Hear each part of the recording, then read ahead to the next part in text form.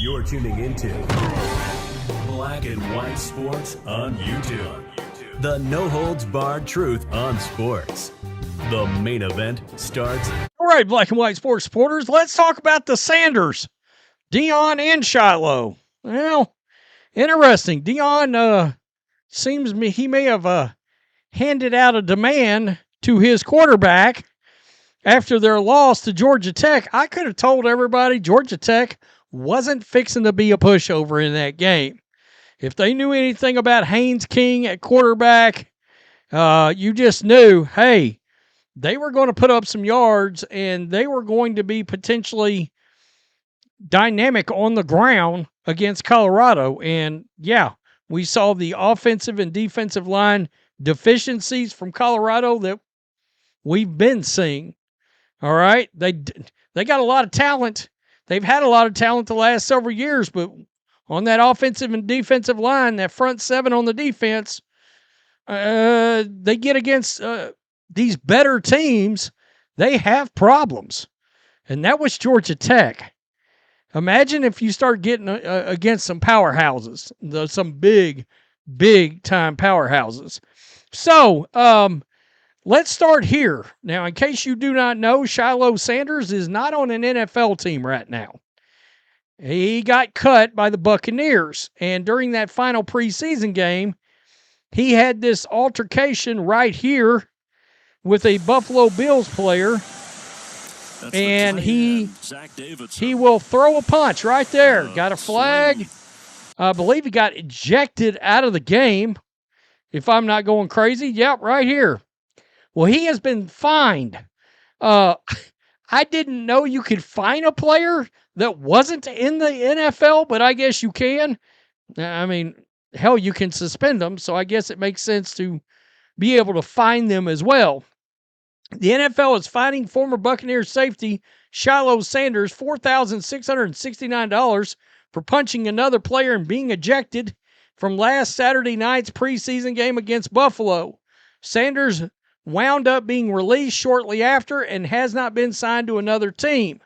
So, of course, a lot of people pointed out fining a man on unemployment is diabolical. That's really good. That's funny.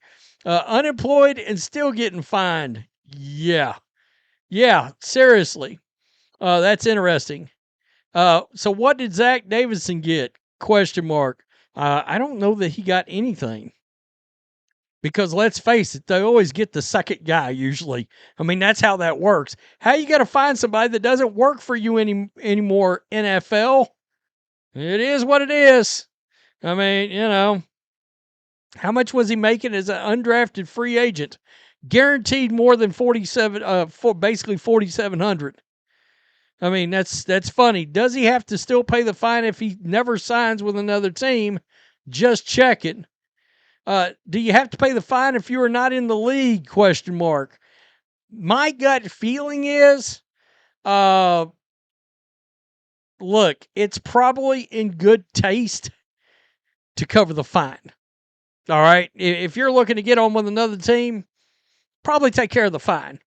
I mean, I'm sure he's got some endorsements and some things, and there you go. Jobless and still getting fined, daddy will cover it. NFL versus the Sanders family. One could say the Sanders family is in the NFL because they're the Sanders family. I still contend there would have been a damn good chance Shedeur would have got cut if his last name hadn't been Sanders. Fined on his day off.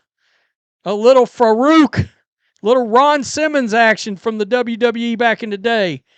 Damn. Yeah. So there you go. He got fined.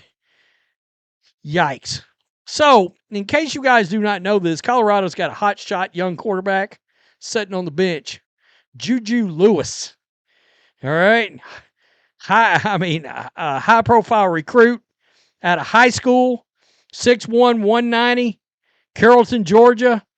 Quarterback protege that exits high school with 10,000 career passing yards.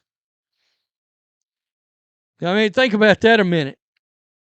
All right. He's definitely got a little dual threat action going on. A lot of people are wondering. When is he going to end up getting in one of these games? All right. It's going to be interesting to see. When could he get in? What did I just see? Reminds us of Bryce Young. Now, we all know Bryce Young, he was a force in college, but he also wasn't very big.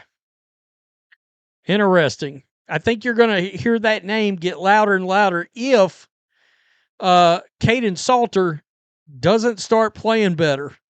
New quarterback Kaidon Salter, a highly touted transfer from Liberty, failed to get on the same page with his receivers for most of the night, and offensive coordinator Pat Shurmur didn't seem to have much interest in pushing the ball vertically down the field. Good to see nothing's changed since being an offensive coordinator in the NFL. Yikes. Salter did have a few plays where he escaped the pocket and pushed the ball down the field, but misfired on most of them. One of Salter's best attributes is his scrambling and running ability, and that was also on display throughout the night. After the game, Deion Sanders said he wants to see more of that from his veteran quarterback via ESPN's Adam Rittenberg. Quote, he's a dual threat, and we want him to be a dual threat, Sanders said. Salter did run the ball 13 times for 43 yards and a touchdown while leading the Colorado Buffaloes in carries. So he was still using his legs on a regular basis. That's a problem. All right? Leading the Buffaloes in carries as the quarterback, that's a problem. Run the damn ball. Seriously. More than 13 times with somebody beside your quarterback. However, if week 1 was any indication, Colorado's going to have to thrive on the ground this season, and Salter will be a big part of it. CU ran for 146 yards as a team Friday night, clearly improving in that area from the last 2 seasons. However, Salter recorded just 159 yards in the air on 17 for 28 passing. Georgia Tech racked up 320 yards on the ground. Haynes King, who ran for 156 and 3 touchdowns on 19 carries. Yeah, they're going to have to run the ball, folks. Things will get a little easier for Colorado moving forward. It will play Delaware and Wyoming to close out the non-conference slate before Big 12 play begins. So we'll have to see how that goes. Deion's telling him, hey, you're a dual threat. You need to start being a little bit more threatening with them legs. And odds are Deion's thinking, and we all know, if you don't, Juju may get a call out of the bullpen. I don't know what their timetable is on him playing, on when they hope he will play. My gut feeling is Deion would love this Kaidon Salter, who's out of Liberty, to play all season and be successful. But one could argue that was one of their winnable games this last week. You got beat at home. That needs to be a victory, you know? That needs to be a victory. Tell me what you think. When is the young quarterback for Colorado getting in? I think Colorado fans are already sort of getting a little antsy. College football fans get antsy real quick. Don't believe me? Ask the University of Alabama right now. Tell me what you think. Peace. I'm out. Till next time. Thanks for watching the show. Be sure to like, comment, and subscribe. Be sure to tune in next time on Black and White Sports.